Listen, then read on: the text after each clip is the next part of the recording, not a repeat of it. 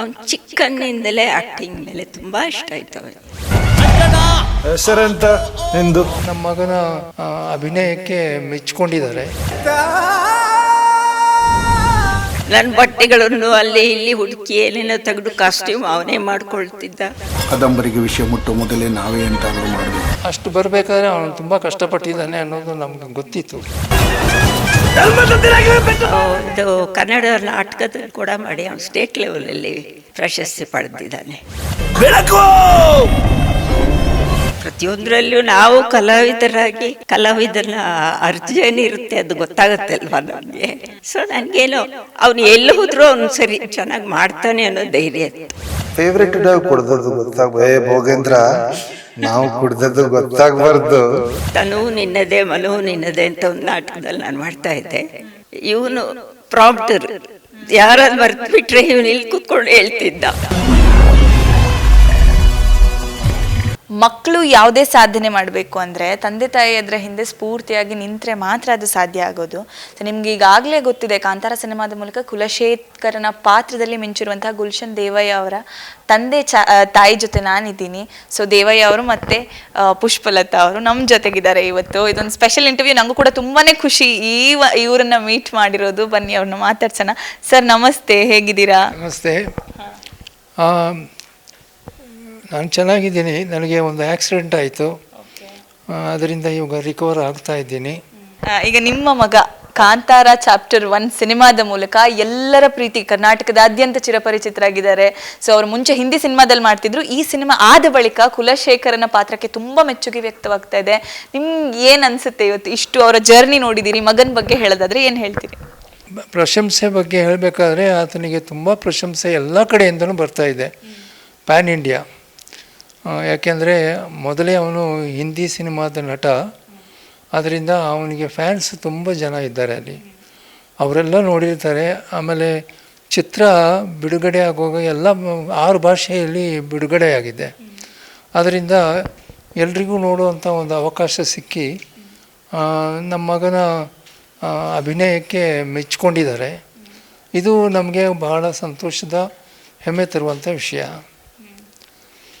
ನಿಮ್ಮ ಮಗನ ಮಾತಾಡ್ಸೋದಾದ್ರೆ ಯಾವಾಗಲೂ ತುಂಬ ಲೈವ್ಲಿ, ತುಂಬ ಜೋಕ್ಸ್ ಮಾಡ್ತಾ ಇರ್ತಾರೆ, ತುಂಬ ಚೆನ್ನಾಗಿ ಎಲ್ಲರನ್ನೂ ನೋಡ್ಕೊಳ್ತಾರೆ, ಅಥವಾ ಅವ್ರು ಇಂಟರ್ವ್ಯೂ ಮಾಡುವಾಗನೇ ಅನಿಸುತ್ತೆ ಎಷ್ಟು ಲೈವ್ಲಿ ಕ್ಯಾರೆಕ್ಟರ್ ನ್ಯಾಚುರಲ್ ಆಗಿ ಆ್ಯಕ್ಟ್ ಮಾಡ್ತಾರೆ ಅಂತ. ಸೊ ನಿಮಗೆ ಎಷ್ಟು ಖುಷಿ ಆಗುತ್ತೆ? ಚಿಕ್ಕದ್ರಿಂದ ಅವ್ರನ್ನ ನೋಡ್ಕೊಂಡು ಬಂದಿದ್ದೀರಿ, ಅವರ ಜರ್ನಿ ಬಗ್ಗೆ ನೀವು ನೋಡಿರುವಂತಹ ಗುಲ್ಶನ್ ಯಾವ ರೀತಿ ಅಂತ? ಅವನು ಚಿಕ್ಕಂದಿನಿಂದ ಅವನು ಕಾಲೇಜ್ವರೆಗೆ ನಮ್ಮ ಜೊತೆಯಲ್ಲಿ ಬೆಳೆದ. Fashion technology, fashion designing course ಮಾಡಿ ಅದರಲ್ಲಿ ಅವನಿಗೆ ಪ್ರಶಸ್ತಿ ಕೂಡ ಬಂತು ಇನ್ಸ್ಟಿಟ್ಯೂಷನಿಂದ. ಡೆಲ್ಲಿಯಲ್ಲಿ ಪ್ರಶಸ್ತಿ ಕೊಟ್ಟರು. ಹೀಗೆ ಸ್ವಲ್ಪ ಸಮಯ ಅವನು ಇಲ್ಲಿ ಜಯನಗರದಲ್ಲಿ ಯಾವುದೋ ಒಂದು ಡಿಸೈನಿಂಗ್ ಇದು ಕಂಪನಿನಲ್ಲಿ ಕೆಲಸ ಮಾಡ್ತಾಯಿದ್ದ. ಆಗ ಅವನಿಗೆ ಈ ನಾಟಕದ ಗೀಳು ಸ್ವಲ್ಪ ಬಂತು. ಒಳ್ಳೊಳ್ಳೆ ಕಂಪನಿ ನಾಟಕದ ಜೊತೆಯಲ್ಲಿ ಪರಿಚಯಪಟ್ಟು ಅಲ್ಲಿ ಕೆಲವು ಬೆಂಗಾಲಿ ಡೈರೆಕ್ಟರ್ಸ್ ಇದ್ದರು, ನಮ್ಮ ಸಿ.ಕೆ. ಚಂದ್ರು ಜೊತೆಯಲ್ಲೆಲ್ಲ ಮಾಡಿದ್ದಾರೆ. ಅದು ಅವನಿಗೆ ಸ್ಫೂರ್ತಿ ಕೊಡ್ತು. ಯಾಕೆಂದರೆ ನಾವು ದಂಪತಿಗಳು ಚಿಕ್ಕಂದಿನಿಂದ ದೊಡ್ಡ ಕಲಾವಿದರ ಆಗದಿದ್ದರೂ ನಮಗೆ ಹಾಡುಗಾರಿಕೆ ಮತ್ತು ನಾಟಕ ಇದರಲ್ಲೇ ತುಂಬ ಅಭಿರುಚಿ ಇತ್ತು. ಶಾಲಾ ದಿನಗಳಿಂದ ಕಾಲೇಜ್ವರೆಗೂ ನಮಗೆ ನಾಟಕ ಸ್ಪರ್ಧೆ ಮತ್ತು ಸಂಗೀತ ಸ್ಪರ್ಧೆಗಳಲ್ಲಿ ನಾವು ಭಾಗವಹಿಸ್ತಾ ಇದ್ವಿ. ಅಲ್ಲಿ ಪ್ರಶಸ್ತಿಯನ್ನು ಗಳಿಸಿದ್ದೀವಿ. ಹಾಗೆ BLನಲ್ಲಿ ಸೇರಿಕೊಂಡಾಗ ದಂಪತಿಗಳಾದ್ವಿ. ಅದಕ್ಕೆ ಮುಂಚೆ ನಮ್ಗೆ ಗೊತ್ತಿರಲಿಲ್ಲ. ಅಲ್ಲಿ ಕೂಡ BL ಸಂಸ್ಥೆ ಒಂದು ದೊಡ್ಡ ಗ್ರೇಟ್ ಸಂಸ್ಥೆ ಅಂತ ಅನ್ಬೋದು. ಯಾಕೆಂದರೆ ಅದೊಂದು ಪಬ್ಲಿಕ್ ಸೆಕ್ಟರು.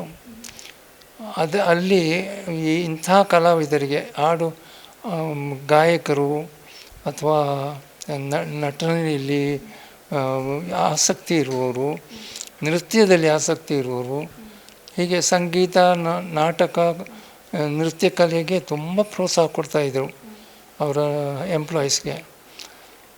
ಹೀಗಾಗಿ ನಮಗೆ ಅಲ್ಲಿ ಇನ್ನೂ ಸ್ವಲ್ಪ ಏನೆಂದರೆ ಜೀವ ಬಂದ ಹಾಗೆ ಅದು ಆಯಿತು.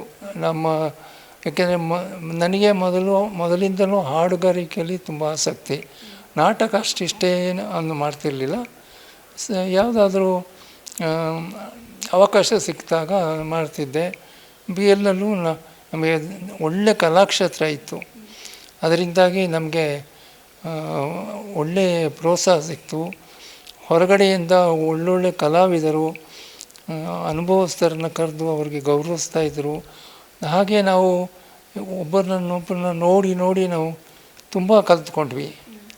ಹೀಗೆ ಕಲಾವಿದ ದಂಪತಿಗಳಿಗೆ ನಮ್ಮ ಮಗ ಕಲಾವಿದನಾಗೆ ಹುಟ್ಟಿದ್ದು ಆಶ್ಚರ್ಯ ಏನಾಗಲಿಲ್ಲ ನನಗೆ. ಅವನು ಕಲಾವಿದನಾಗ್ತಾನೆ ಎಂಬ ಒಂದು ಇತ್ತು. ಆದರೆ ಅವನು ಫ್ಯಾಷನ್ ಡಿಸೈನ್ ತಗೊಂಡಿದ್ದರಿಂದ ಅವನು ಅದೇ ದಾರಿಯಲ್ಲಿ ಮುಂದುವರಿಬಹುದು ಅಂತ ಅನಿಸಿಕೆ ಇತ್ತು ಅಷ್ಟೇ. ಆದರೆ ಈ ಇದಕ್ಕೆ ಯಾವುದು ಫಿಲ್ಮ್ ಇಂಡಸ್ಟ್ರಿಗೆ ಅವನು ಕಾಲಿರ್ತಾನೆ ಅಂತ ಅವನಿಗೇ ಅನಿಸಿ ಅವನು ಮುಂಬೈಗೆ ಹೋದಾಗ ಅಲ್ಲಿ ಭಾಳ ಶ್ರಮ ಪಟ್ಟಿದ್ದಾನೆ. ಮೊದಲು ಯಾಕೆಂದರೆ ಯಾರೂ ಪರಿಚಯದವರು ಯಾರೂ ಇಲ್ಲ. ಆವಾಗೆಲ್ಲ ಇಡೀ ಫ್ಯಾಮಿಲಿಯೇ ಆ್ಯಕ್ಟರ್ಸ್ ಆಗಿರೋದು. ಈ ರಾಜ್ ಕಪೂರ್ನಿಂದ ಹಿಡಿದು ಎಲ್ಲ ಅವರವ್ರದ್ದೇ ಫ್ಯಾಮಿಲಿ ಫಿಲ್ಮ್ಸ್ ಎಲ್ಲ ಮಾಡೋರು. ಹೊಸಬರಿಗೆ ಚಾನ್ಸ್ ಸಿಗ್ತಾ ಇರಲಿಲ್ಲ, ಅವಕಾಶ ಸಿಗ್ತಾ ಇರಲಿಲ್ಲ. ಅಂಥದ್ರಲ್ಲಿ ಅವನು ಮುಂದಕ್ಕೆ ಬಂದ ಅಂದರೆ ಅದು ಭಾಳ ಹೆಮ್ಮೆಯ ವಿಷಯ. ಆದರೆ ಅಷ್ಟು ಬರಬೇಕಾದ್ರೆ ಅವನು ತುಂಬ ಕಷ್ಟಪಟ್ಟಿದ್ದಾನೆ ಅನ್ನೋದು ನಮಗೆ ಗೊತ್ತಿತ್ತು. ಆ ಕಷ್ಟದಿಂದ ಆ ಶ್ರಮ ಪಟ್ಟಿದ್ದಕ್ಕೋಸ್ಕರ ಅದು ಒಳ್ಳೆ ಫಲ ಕೊಟ್ಟು ದೇವರು ಅವನ್ನ ಇನ್ನೂ ಅನೇಕ ಅವಕಾಶಗಳನ್ನು ಕೊಟ್ಟು ಆರೋಗ್ಯ ಕೊಟ್ಟು ಅವನಿಗೆ ಒಳ್ಳೆಯ ಕೀರ್ತಿ ಮತ್ತು ಅವನನ್ನು ಪ್ರಶಂಸೆ ಮಾಡುವ ಮೆಚ್ಚುವ ಜನ ಇರಲಿ ಅಂತ ಹಾರೈಸ್ತೀನಿ.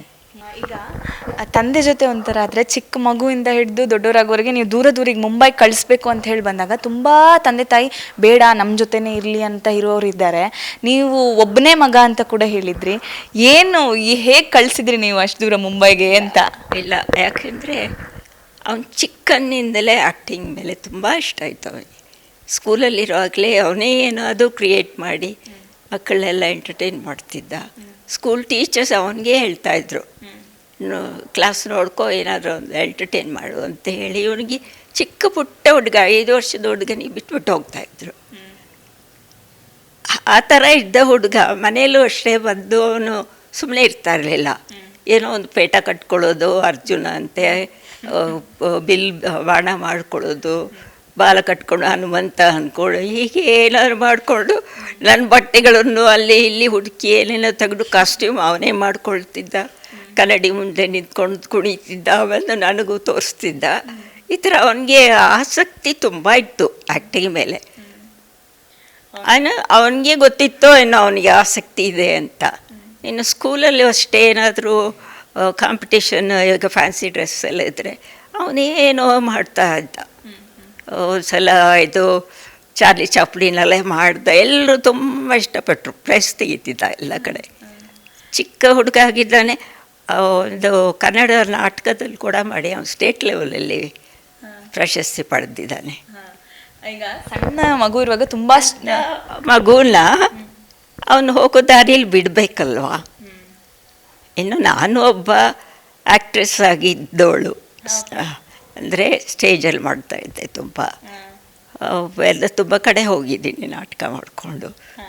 ಅದು ನೀವು ಗೊತ್ತಿದೆ, ಉಪಾಸನೆ ಸೀತಾರಾಮ್ ಎಲ್ಲ ಗೊತ್ತಾ, ಅವ್ರ ಜೊತೆಲ್ಲ ಆ್ಯಕ್ಟ್ ಮಾಡ್ತಿದ್ದೆ. ಹಾಗಾಗಿ ನನಗೆ ಆವಾಗ ಇವನ್ ಫಿಲ್ಮು ಕೂಡ ಆಫರ್ ಬಂದಿತ್ತು. ಬಟ್ ಇವನು ತುಂಬ ಚಿಕ್ಕವನಾಗಿದ್ದ ನನಗೆ. ಹಾಗಾಗಿ ನನ್ನ ಫ್ಯಾಮ್ಲಿನೇ ಫಸ್ಟ್ ಪ್ರಿಫರೆನ್ಸ್ ಇತ್ತು, ಹೋಗಲಿಲ್ಲ. ಹಾಗೆ ಪ್ರತಿಯೊಂದರಲ್ಲೂ ನಾವು ಕಲಾವಿದರಾಗಿ ಕಲಾವಿದನ ಅರ್ಜೇನಿರುತ್ತೆ ಅದು ಗೊತ್ತಾಗುತ್ತೆ ಅಲ್ವ ನಮಗೆ. ಸೊ ನನಗೇನೋ ಅವನು ಎಲ್ಲಿ ಹೋದರೂ ಅವನು ಸರಿ ಚೆನ್ನಾಗಿ ಮಾಡ್ತಾನೆ ಅನ್ನೋ ಧೈರ್ಯ ಇತ್ತು, ಮುಂದೆ ಬರ್ತಾನೆ ಅನ್ನೋ ಧೈರ್ಯ ನನಗೆ ಖಂಡಿತ ಇತ್ತು. ಆಮೇಲೆ ಒಂದು ವೇಳೆ ವರ್ಕೌಟ್ ಆಗಲಿಲ್ಲ ಅಂದರೆ ಅವನ ಕೆಲಸ ಅವನ ಕೈಯಲ್ಲಿ ಇದೆ ಅಲ್ವಾ, ಫ್ಯಾಷನ್ ಡಿಸೈನ್. ಅವನಿಗೆ ತುಂಬ ಬೇಡಿಕೆ ಇತ್ತು ಆ ಫೀಲ್ಡಲ್ಲೂ. ಅವನು ಆಲ್ ಇಂಡಿಯಾ ಸ್ಕೋರರ್ ಅವನು.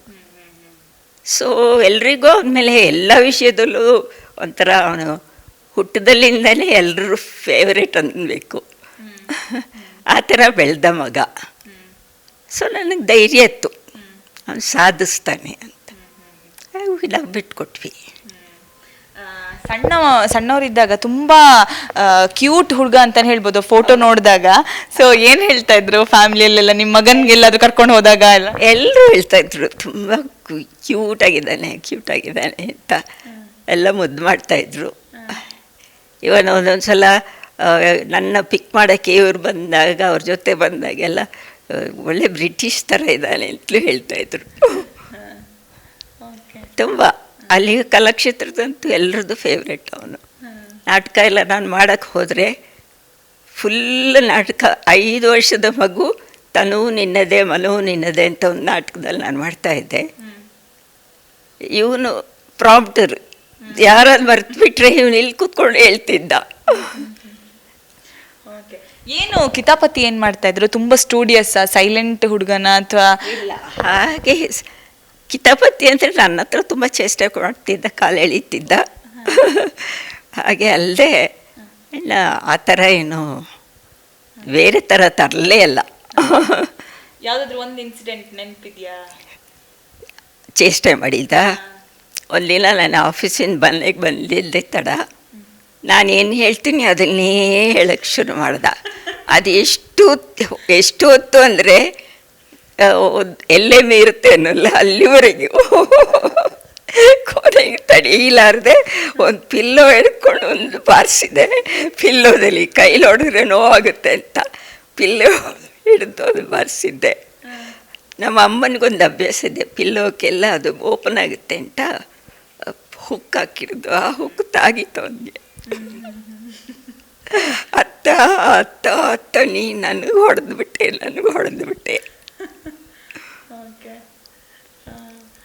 ಯಾರಿಗೆ ತುಂಬ ಹೆದರ್ಕೋತಾ ಇದ್ರು ನಿಮ್ಮಿಬ್ಬರಲ್ಲಿ? ತಂದೆ ಅಂದರೆ ಭಯನಾ, ತಾಯಿ ಅಂದರೆ ಭಯನಾ? ಯಾವ? ತಂದೆ.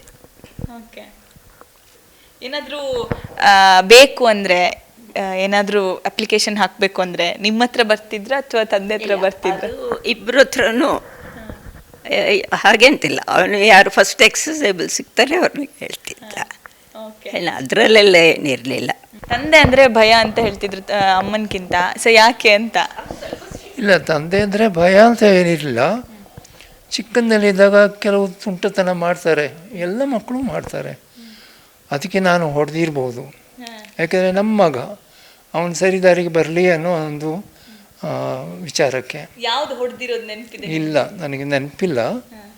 2 ಸಲ ಹೊಡೆದಿದ್ದೀನಿ ಅಂತ ಅವನೇ ಹೇಳ್ತಾನೆ. ಆಯಿತಾ, ಅದು ಯಾವಾಗ ಹೊಡೆದಿದ್ದು ಏನು ಅಂತ. ಭಾಳ ಚಿಕ್ಕದಿಂದ ಅವನು ಕ್ಲೂನಿ ಕಾನ್ವೆಂಟ್ನಲ್ಲಿ ಓದ್ತಾ ಇರಬೇಕಾದ್ರೆ ಹೈಸ್ಕೂಲಿಗೆ ಬಂದಮೇಲೆ ಅವನಿಗೆ ಹೊಡೆದಿದ್ದು ನನಗೆ ನೆನಪಿಲ್ಲ. ಬಟ್ ಹಾಗೆ 1-2 ಸಲ ನಾನು ಅವನಿಗೆ ತುಂಬ ಚೇಷ್ಟೆ ಮಾಡಿದಾಗ, ತುಂಟತನ ಮಾಡಿದಾಗೆಲ್ಲ ಹೊಡೆದಿದ್ದೀನಿ ಅಂತ ಅವನೇ ಹೇಳ್ತಾನೆ. ಇರ್ಬೋದು, ಅದನ್ನು ನಾವು ಅಲ್ಲಗಳೆಯೋಕ್ಕಾಗಲ್ಲ. ಯಾಕೆಂದರೆ ಚಿಕ್ಕಂದಲ್ಲಿ ಮಕ್ಕಳು ಸರಿದಾರಿಗೆ ಹೋಗಬೇಕು ಅನ್ನೋ ಅಪ್ಪ ಅಮ್ಮನಿಗೆ ಇಬ್ಬರಿಗೂ ಇರುತ್ತೆ. ಅವನು ಸರಿದಾರಿಗೆ ದಾರಿ ತಪ್ಪಬಾರ್ದು ಅಂತ. ಸೊ ಅಂಥದ್ರಲ್ಲಿ ಗೆಳೆಯರ ಜೊತೆ ಏನೋ ಮಾಡಿ ಅಥವಾ ಯಾವುದೋ ಒಂದು ವಿಷಯಕ್ಕೆ ಸಿಟ್ಟು ಮಾಡಿಕೊಂಡು ಹೊಡೆದಿರ್ಬೋದು.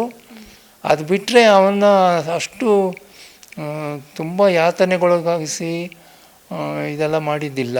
ಯಾಕೆಂದರೆ ಅವನು ತುಂಬ ಒಳ್ಳೆಯ ಹುಡುಗನೇ ಆಗಿದ್ದ. ಆಯಿತಾ, ಅಂದರೆ ಸ್ವಲ್ಪ ಆ್ಯಾವ್ರೇಜ್ ಸ್ಟೂಡೆಂಟ್ ಆಗಿದ್ದರಿಂದ ಒಂಥರ ಇದಿತ್ತು.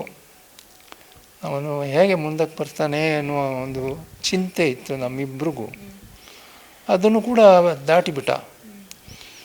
ಆಯಿತಾ, ಅದಕ್ಕೆ ನಮಗೆ ಇವಾಗ ಬಹಳಷ್ಟು ಹೆಮ್ಮೆ ಇದೆ. ನಿಮಗೆ ಅವ್ರು ಮಾಡಿರುವಂಥ ಯಾವ ಸಿನಿಮಾ ಇಷ್ಟ ಆಗುತ್ತೆ? ಯಾವುದು ಇಷ್ಟೊಂದು ಹಿಂದಿಗಳ ಸಿನಿಮಾ? ಎಲ್ಲ ಸಿನಿಮಾಗಳನ್ನು ನೋಡ್ಲಿಕ್ಕೆ ಆಗಲಿಲ್ಲ. ಯಾಕೆಂದರೆ ಅವನು ಹೋಗಿದ್ದೆ ಮುಂಬೈಗೆ. ಬಾಲಿವುಡ್ ಸಿನಿಮಾದ ರಂಗದಲ್ಲಿ ನಟಿಸಿದ್ದಾನೆ. ಅವನಿಗೆ ಸಿಕ್ಕಿದ chance first the girl in the yellow boots ಅಂತೇಳಿ, ಅನುರಾಗ್ ಕಶ್ಯಪ್ ಅವರ ಡೈರೆಕ್ಷನು. ಅವರು ಫಸ್ಟ್ ಇವನಿಗೆ ಮೇಡನ್ ಚಾನ್ಸ್ ಕೊಟ್ಟರು. ಅದರಲ್ಲಿ ಅವನು ಕನ್ನಡದವನಾಗಿಯೇ ಒಂದು ಸ್ಕ್ರ್ಯಾಪ್ ಡೀಲರ್ ಆಗಿ ಅಭಿನಯಿಸಿದ್ದಾನೆ, ತುಂಬ ಚೆನ್ನಾಗಿ ಅಭಿನಯಿಸಿದ್ದಾನೆ. ಅದರಿಂದ ಅವನಿಗೆ ಸ್ವಲ್ಪ ಪ್ರಶಂಸೆ ಬಂತು. ಬಟ್ ಅವನದು ಮೇಡನ್ ಆದ್ದರಿಂದ ಆದಷ್ಟು ಪ್ರಚಲಿತವಾಗಲಿಲ್ಲ. ಹಾಗೆ ನೆಕ್ಸ್ಟು ಹಾಗೆ ಶೈತಾನ್ ಮತ್ತು ಹೇಟ್ ಸ್ಟೋರಿ ಅದೇ ಯಾವುದ್ಯಾವುದೋ ಬಂತು. ಅವೆಲ್ಲ ನಾವು ಎಲ್ಲ ನೋಡೋಕ್ಕಾಗಲಿಲ್ಲ. ಕೆಲವು ಒಂದು ಹೇಟ್ ಸ್ಟೋರಿ ನೋಡಿದ್ದಾನೆ, ಶೈತಾನ್ ನೋಡಿದ್ದಾನೆ. ಆಮೇಲೆ ಇವರು ಅಭಿಷೇಕ್ ಬಚ್ಚನ್ ಜೊತೆಯಲ್ಲಿ ಒಂದು ಮಾಡಿದ್ದಾರೆ, ಆಯಿತಾ. ಅಂದರೆ ಇವ್ರದ್ದು ಇದು ರೋಲ್ ಬಂದು ಚಿಕ್ಕ ರೋಲು, ಆದರೂ ಭಾಳ ಚೆನ್ನಾಗಿ ಮಾಡಿದ್ದಾರೆ, ಆಯಿತಾ. ಗೋವಾದಲ್ಲಿ ತೆಗೆದಿದ್ದಂಥ ಇದು ಯಾವುದಂದರೆ ದಮ್ ಮಾರೋ ದಮ್ ಅಂಥೇಳಿ. ಅದು ಗೋವಾದಲ್ಲಿನ ಈ ಯಾವುದೋ ಒಂದು ಸ್ಟೋರಿ ಅದರ ಬ್ಯಾಕ್ಗ್ರೌಂಡಲ್ಲಿ ಅವನಿಗೆ ಒಂದು ಚಾನ್ಸ್ ಕೊಟ್ಟಿರು. ಅದಾದಮೇಲೆ ಹಲವಾರು ಚಿತ್ರಗಳಲ್ಲಿ ಮಾಡಿದ್ದಾನೆ, ಆದರೆ ನಾವು ನೋಡುವಂಥ ಸೌಲಭ್ಯ ನಮಗೆ ಸಿಕ್ಕಲಿಲ್ಲ. ಈ OTTನಲ್ಲಿ ಬರ್ತಾಯಿತ್ತು. ಅದರಲ್ಲಿ ಇಲ್ಲಿಗೆ ಬಂದಿದ್ದಾಗ ದ ಗಂಜ್ ವ್ಯಾಲಿ, ಏನಪ್ಪ ಅದು, the death in the Ganj ಅಂತ, ಅದಕ್ಕೆ ನಾವು ಇಲ್ಲಿಂದ ನೋಡೋಕ್ಕೆ ಹೋಗಿದ್ವಿ ಓರಿಯನ್ ಮಾಲ್ಗೆ, ಆಯಿತಾ. ಅದು ತುಂಬ ಚೆನ್ನಾಗಿತ್ತು. ಆಮೇಲೆ ನನಗೆ ತುಂಬ ಇಷ್ಟವಾಗಿದ್ದು ಆ ಒಂದು ಎ ಟೈಮ್ ಮೆಟ್ರೋ ಹಿಂದಿ ಸಿನಿಮಾದಲ್ಲಿ. ಯಾಕೆಂದರೆ ಒಂದು ಕ್ಯಾರೆಕ್ಟರೇ ಬೇರೆ, ಆಮೇಲೆ ಥೀಮೇ ಬೇರೆ ಆ ಫಿಲ್ಮ್ದು. ಅದರಿಂದಾಗಿ ಅದಕ್ಕೆ ಆ ಕ್ಯಾರೆಕ್ಟ್ರನ್ನ ಭಾಳ ಹೊಂದಿಸ್ಕೊಂಡು ಆ್ಯಕ್ಟ್ ಮಾಡಿದ್ದಾನೆ. ಅದಕ್ಕೆ ನನಗೆ ತುಂಬ ಇಷ್ಟ ಆಯಿತು ಎ ಟೈಮ್ ಮೆಟ್ರೋ. ಮತ್ತು ಬೇರೆ ಎಲ್ಲ ಮಾಡಿದ್ದಾರೆ OTTನಲ್ಲಿ, ಹೆಸರುಗಳು ನೆನಪಾಗ್ತಾ ಇಲ್ಲ. ಕೆಲವೊಂದು ನೋಡಿದ್ದೀನಿ ಈ ನೆಟ್ಫ್ಲಿಕ್ಸು ಮತ್ತು ಪ್ರೈಮ್ ವಿಡಿಯೋದಲ್ಲಿ. ಇಷ್ಟ ಆಗಿದ್ದು ಅಂದರೆ ನನಗೆ ಎ ಟೈಮ್ ಮೆಟ್ರೋ. ನಿಮ್ಗೆ ಯಾವುದು ತುಂಬ ಇಷ್ಟ ಆಗಿದ್ದು ಅವರ ಸಿನಿಮಾಗಳಲ್ಲಿ? ATM ಮೆಟ್ರೋ ನನಗೆ ಇಷ್ಟ ಆಗಿದೆ. ಡೆತ್ ಇನ್ ದ ಗಂಜ್ ತುಂಬ ಇಷ್ಟ ಆಯಿತು. ಹಂಟರು ಒಂದು ರೀತಿಲಿ ಇಷ್ಟ ಆಯಿತು. ಹಂಟರ್ ಅವರು ಈಗ ನಾನು ಇಷ್ಟು ಚೆನ್ನಾಗಿ ಆ್ಯಕ್ಟ್ ಮಾಡಿದ್ದೀನಿ ನೀವು ನೋಡಿ ಅಂತ ಸಜೆಸ್ಟ್ ಮಾಡಿದ ಸಿನಿಮಾ ಯಾವುದು? ಇಲ್ಲ, ಯಾವುದು ಹಾಗೆ ಹೇಳ್ತಿರ್ಲಿಲ್ಲ ಅವನು. ನೋಡಿ ಅಂತಲೂ ಹೇಳ್ತಾ ಇರಲಿಲ್ಲ. ಬಟ್ ನಾನು ಅವನದೆಲ್ಲ ಪಿಕ್ಚರು ನೋಡ್ತಾ ಇದ್ದೆ. ಥಿಯೇಟ್ರಿಗೆ ಹೋಗೋಕ್ಕಾಗ್ತಾ ಇರಲಿಲ್ಲ, ಬಟ್ ಮನೆಯಲ್ಲೇ ಕೂತು ನೋಡ್ತಾ ಇದ್ದೆ. ಸೊ ಇವತ್ತು ಅವ್ರೇನಾದ್ರು ಆ್ಯಕ್ಟ್ರ್ ಆಗಿರಲಿಲ್ಲ ಅಂದಿದ್ರೆ ಏನು ಓದಿಸ್ಬೇಕು ಅಂತ ಅಂದ್ಕೊಂಡಿದ್ರಿ ನೀವಿಬ್ಬರು? ನನಗೆ ನಾನು ಆ ಥರ ಯೋಚನೆನೇ ಮಾಡಲ್ಲ. ಅವನು ಇದೇ ಆಗಬೇಕು ಅದೇ ಆಗಬೇಕು ಅಂತ. ನಾನು ಒಂದು ಏಜ್ವರೆಗೆ ಮಕ್ಕಳಿಗೆ ಗೊತ್ತಾಗಲ್ಲ, ನಾವು ಏನು ಹೇಳಿದ್ರೂ ಅರ್ಥ ಆಗಲ್ಲ. ಅವನು ಒಂದು 10th ಬರೋವಾಗ ಅವನಿಗೆ ಗೊತ್ತಾಯಿತು ನನಗೆ ಈ ಫೀಲ್ಡ್ ಸರಿ ಆಗಲ್ಲ. ಫ್ಯಾಷನ್ ಡಿಸೈನ್ ಅವನು ಪೇಂಟ್ ಮಾಡ್ತಿದ್ದ. ನಾನು ಸ್ವಲ್ಪ ಪೇಂಟಿಂಗಲ್ಲೆಲ್ಲ ತುಂಬ ಚೆನ್ನಾಗಿ ಮಾಡ್ತಿದ್ದೆ. ಆ ಫ್ಲೇರ್ ಅವನಿಗೂ ಇತ್ತು. ಯಾರೋ ಒಬ್ಬರು ಸಜೆಸ್ಟ್ ಮಾಡಿರಂತೆ, ಈ ಥರ ಫ್ಯಾಷನ್ ಡಿಸೈನ್ ಮಾಡ್ತೀನಿ ಅಂತ. ಸರಿ ಹೋಗಿ ಮಾಡು. ನಾನು ರೆಸ್ಟ್ರಿಕ್ಟ್ ಮಾಡಲಿಲ್ಲ, ಯಾಕೆಂದರೆ ಮಕ್ಕಳು ಯಾವಾಗಲೂ ಅವ್ರಿಗೇನು ಇಷ್ಟ ಇರುತ್ತೆ ಅದು ಮಾಡಿದ್ರೇ ಅವರು ಮುಂದಕ್ಕೆ ಬರೋದು. ಅದರಲ್ಲೂ ತುಂಬ ಚೆನ್ನಾಗಿ ಮುಂದಕ್ಕೆ ಬಂದ ಅವನು. ತುಂಬ ಒಳ್ಳೆ ಹೆಸರು ತಗೊಂಡ, ಒಳ್ಳೆ ಫ್ಯಾಷನ್ ಡಿಸೈನರ್ ಅಂತಲೂ ಹೆಸರು ತಗೊಂಡ. ಬೇಡಿಕೆತ್ತು ತುಂಬ ಅವನಿಗೆ. ಫ್ರೀಲಾನ್ಸು ಮಾಡಿದ್ದಾನೆ. ಬಾಲಿವುಡ್ನಲ್ಲಿ ಹೆಸರು ಮಾಡೋದಷ್ಟು ಈಸಿ ಅಲ್ಲ. ಒಬ್ಬ ನಟನ ತಂದೆ ತಾಯಿಯಾಗಿ ಈಗಿನ ಮಕ್ಕಳಿಗೆ ತುಂಬ ಗೈಡ್ಲೈನ್ಸನ್ನು ತಂದೆ ತಾಯಿ ಕೊಡ್ತಾ ಇರ್ತಾರೆ. ನೀವು ಆ್ಯಕ್ಟರ್ನ ಪೇರೆಂಟ್ಸ್ ಆಗಿ ಏನು ಹೇಳಕ್ಕೆ ಇಷ್ಟಪಡ್ತೀರಿ? ಆತ ಒಬ್ಬ ಇವಾಗ ಒಂದು ಕಮರ್ಷಿಯಲ್ ಆ್ಯಕ್ಟರ್ ಆಗಿದ್ದಾನೆ. ಆ ಮಟ್ಟಕ್ಕೆ ಬಂದಿದ್ದರಿಂದ ನಮಗೆ ಒಂದು ಹೆಮ್ಮೆ ಇದ್ದೇ ಇರುತ್ತೆ. ತಂದೆ ತಾಯಿಗೆ ಹೆತ್ತವರಿಗೆ ಗಣ ಮುದ್ದು ಅಂದಾಗೆ ಏನೇ ಇದ್ರೂ ಆತ ಮಾಡಿದ್ದು ನಮಗೆ ಚೆನ್ನಾಗಿದೆ ಅನಿಸುತ್ತೆ. ಆದರೆ ಈ ಮಟ್ಟಕ್ಕೆ ಅವನು ಬೆಳೆದಿದ್ದು ನೋಡಿ ನಮಗೆ ತುಂಬ ಸಂತೋಷ ಆಗುತ್ತೆ. ಆದರೆ ನಾವು ಈ ಸಂತೋಷವನ್ನು ಅವನಿಗೆ ವ್ಯಕ್ತಪಡಿಸಲಿಲ್ಲ. ಇದೊಂದು ಸಂದರ್ಭದಲ್ಲಿ ನಾವು ಅದನ್ನು ಹೇಳಬೇಕಾಗುತ್ತೆ. ವ್ಯಕ್ತಪಡಿಸುವಂಥ ಸಂದರ್ಭ ಬರಲಿಲ್ಲ ಅಂತ ಅನಿಸುತ್ತೆ. ನಮಗೆ ತುಂಬ ಹೆಮ್ಮೆ ಅನಿಸುತ್ತೆ. ನಮ್ಮ ಮಗ ಒಂದು ಯಾವುದೋ ಒಂದು ವೃತ್ತಿಯ ದಾರಿಯನ್ನು ಹಿಡ್ಕೊಂಡು ಅದರಲ್ಲಿ ಮುಂದಕ್ಕೆ ಬಂದ ಅಂದರೆ ಅದೊಂದು ಅಚೀವ್ಮೆಂಟು. ಅದರಿಂದ ತುಂಬ ಹೆಮ್ಮೆ. ಅವನಿಗೆ ಮುಂದೆ ಇನ್ನೂ ಅದೇ ನಾನು ಹೇಳ್ದಲ್ಲ, ಮೊದಲೇ ಹೇಳಿದಾಗೆ ಅವನು ದೊಡ್ಡ ಕೀರ್ತಿವಂತನಾಗಲಿ, ಅವನಿಗೆ ದೇವರು ಇನ್ನೂ ತುಂಬ ಅವಕಾಶಗಳನ್ನು ಕೊಟ್ಟು ಅವನು ಎತ್ತರಕ್ಕೆ ಬೆಳೆಯುವಂಥ ಆಗಲಿ ಅಂತ ಹಾರೈಸ್ತೀವಿ. ಅಮ್ಮ ನೀವೇನು ಹೇಳ್ತೀರಿ ಲಾಸ್ಟ್? ಅವನು as an individual is very very good person. ಒಬ್ಬ ಒಳ್ಳೆಯ ಮಗ. ನಮ್ಗೆ ಏನೇ ತೊಂದರೆ ಆದರೂ ಬಂದವನು ಎಲ್ಲೇ ಇರಲಿ ಬಂದು ತಲುಪಿಬಿಡ್ತಾನೆ.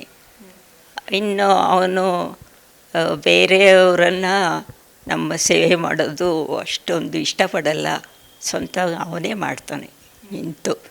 ಇವಾಗಲೂ ಅಷ್ಟೇ ಅವ್ರಿಗೆ ಇಡ್ಬೋದಿತ್ತು ನರ್ಸಿಂಗ್, ಅವನೇ ಮಾಡಿದ್ದ ಪ್ರತಿಯೊಂದು ಕೆಲಸನ. ನನಗೂ ಅಷ್ಟೇ, ನಾನು 2-3 ಸಲ ಹಾಸ್ಪಿಟಲೈಸ್ ಆಗಿದ್ದೀನಿ, ಅವನೇ ಎಲ್ಲ ನೋಡ್ಕೊಂಡಿದ್ದು. ಅವನು ಹುಟ್ಟ ಕಲಾವಿದ ಅಂತಲೇ ಹೇಳಬೇಕು ನನಗೆ. ಇದು ಒಂದೇ ಅಲ್ಲ, ಅವನು ಎಲ್ಲದರಲ್ಲೂ ಒಂಥರ ವರ್ಸಟೈಲ್ ಆಗಿದ್ದಾನೆ. ಈಗ ಅವನು ಮಾಡ್ತಾ ಇರೋ ಕೆಲಸದಲ್ಲೂ ಅವನು ವರ್ಸಟೈಲ್. ಒಂದು ಪಿಕ್ಚರ್ದಾಗೆ ಇನ್ನೊಂದು ಪಿಕ್ಚರ್ ಇಲ್ಲ. ಅವನು ಪ್ರತಿಯೊಂದು ಮಾತು, ನಡೆ, ನುಡಿ ಎಲ್ಲವೂ ಚೇಂಜ್ ಆಗಿರುತ್ತೆ. ನನಗೆ ಅದು ತುಂಬ ಇಷ್ಟ ಅವನದು. ಇನ್ನು ಆ್ಯಸ್ ಅ ಪರ್ಸನ್ ತುಂಬ ಹೆಲ್ಪ್ಫುಲ್ಲು. ಅಲ್ಲೇ ಸುತ್ತಮುತ್ತ ಎಲ್ಲರಿಗೂ ಕೂಡ ತುಂಬ ಹೆಲ್ಪ್ ಮಾಡ್ತಾನೆ. ಕೋವಿಡ್ ಟೈಮಲ್ಲಂತೂ ತುಂಬ ಜನಕ್ಕೆ ಹೆಲ್ಪ್ ಮಾಡಿದ್ದಾನೆ. ಅವನ ಅಸಿಸ್ಟೆಂಟ್ಸ್ನೆಲ್ಲ ಫ್ಯಾಮಿಲಿನ ಅವನೇ ನೋಡ್ಕೊಳ್ತಾ ಇದ್ದ.